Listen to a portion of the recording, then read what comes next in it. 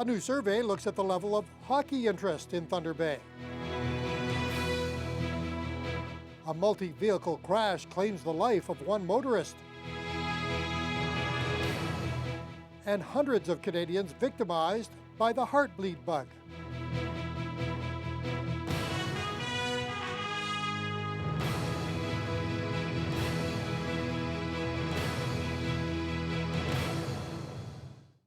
Good evening and thanks for joining us. True North Sports and Entertainment wants to know just how interested Thunder Bay residents are in an AHL hockey team. The company, which owns the Winnipeg Jets and the club's American Hockey League affiliate, the St. John IceCaps, is conducting an online survey. They're asking residents questions about their hockey viewing habits and just how much they'd pay to watch an AHL team. Ryan Bonazzo reports. How many local university and junior A hockey games have you attended over the past 5 years? How often do you watch NHL hockey on TV? Here's Eric Stahl with a shot, score! These are just a few of the questions being posed to Thunder Bay residents in an online survey conducted by True North Sports and Entertainment. Back in January, the company, which owns the NHL's Winnipeg Jets, publicly announced interest in moving their American Hockey League affiliate from St. John's, Newfoundland to Thunder Bay. Wrap around a 10, they score! The Ice have... The survey also poses several other questions more directly related to a Thunder Bay AHL franchise, such as how many games would you consider attending and how much would you pay for a ticket? True North Corporate Communications Director Scott Brown says the survey is all about due diligence. It's a basic step in gauging an understanding of the market, its interest in the different levels of hockey that they currently have in Thunder Bay, and their potential interest if there was an American Hockey League team there. So it's just basically a due diligence step and a very basic one in the process. Thunder Bay Facilities and Fleet Manager Michael Smith says this is something the city was expecting, and he insists the timing is appropriate with the proposed 5,700-seat event center in the early stages of schematic design. Certainly knowing what their clientele or their markets would look like, or whether it's related to, private enterprises or, those club seats or those types of things. So no, we're not surprised at all. And in fact, it's actually pretty good, and we'll be able to potentially use some of the research that they've done to help with our process to make sure we've done our due diligence. The online survey will run until the beginning of May. Ryan Bonazzo, TBT News. Of course, True North's interest in Thunder Bay hinges on the approval of the proposed event center, and we could be just weeks away from seeing the first preliminary images of what the building will look like if constructed. It's possible that the final product will look much different than these artist conceptions that were shown to the public last year. Chris O'Reilly of BBB Architects is in Thunder Bay today.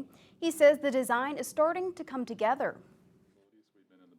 We're probably close to maybe 7 to 8% complete with the design documents. Our mandate is to get to 20% complete with a price from PCL by the end of June.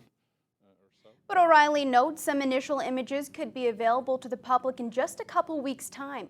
He says the firm is in discussions with the City of Thunder Bay regarding the best time to release the pictures. The potential for a Terry Fox exhibit and museum here in Thunder Bay looks unlikely. Councillor Ken Boschkoff believes the city is an ideal location for more than 150,000 items collected by the Fox family, but it doesn't look good, according to a memo that will come to City Council tonight. A collection of Terry Fox artifacts is currently stored at a facility in Burnaby, BC, but there is a search on for a permanent home. The Fox family has acknowledged that Thunder Bay, along with St. John's and Ottawa, would be logical locations for the collection.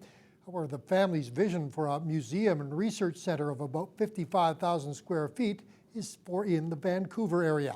And according to a report coming to City Council at this time, the family does not wish to have it located elsewhere. Boschkoff says he wishes the city would have been more enthusiastic about approaching the family. A city man who was hospitalized following a multi-vehicle car crash on the Harbour Expressway has died. Police say 51-year-old Gary Soderholm passed away yesterday. According to police, Soderholm was eastbound on the Harbor Expressway when he suffered some sort of medical event that caused him to lose control and veer left, striking 3 other vehicles that were southbound on Golf Links. 2 other drivers suffered minor injuries in the collision. Police say their investigation will likely wrap up following completion of a post-mortem. It may not have felt like it today, but it's that time of year again when the warmer weather causes ice conditions on frozen lakes and rivers to become dangerous to the public. Deputy Fire Chief Greg Hankio says Thunder Bay Fire Rescue is advising the public to stay away from all frozen bodies of water as well as flowing rivers. He says to date they've responded to 5 calls for potential ice rescues, and that was when the ice was thicker. He says due to the melt, it increases river flow, which makes it harder to determine the thickness of ice. The rivers at this point and time of the year as they start to flow can become very dangerous. The water's moving very quickly. The water is obviously very cold. Hypothermia can set in very quickly, paralysis, and again, worst case scenario is that we end up with a fatality. Hankio says he hopes the public takes the message seriously to help avoid a tragedy. He says last year alone, they responded to 31 calls for water and ice rescue.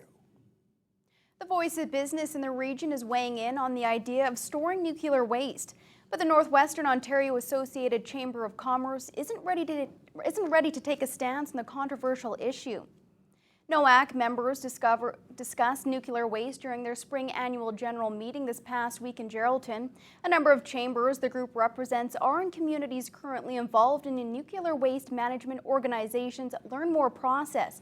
Newly elected NOAC President Nathan Lawrence says the organization supports the work that's underway. That affects a couple of the communities in our area of the province, and we want to make sure that we're discussing it. But it's really important that we're doing our due diligence to continue with the research with respect to that, and making sure that we have all of the information and facts before a decision is actually made. Lawrence says NOAC won't come out for or against the idea of storing nuclear waste in the region until all of the homework has been complete.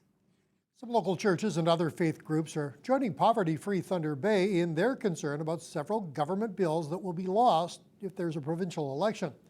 Among the 6 pieces of legislation is Bill 165, which would see the minimum wage rise 75 cents and then be tied to the Consumer Price Index. The other bills would see wage theft protection, make it easier to form unions, ban recruitment fees for migrant workers, and crack down on temporary agencies. Poverty-Free Thunder Bay Chair Terry Carter says at-risk workers are on the rise, and the bills would give them needed protection. It is. That would be really good to get them passed, get people more protection.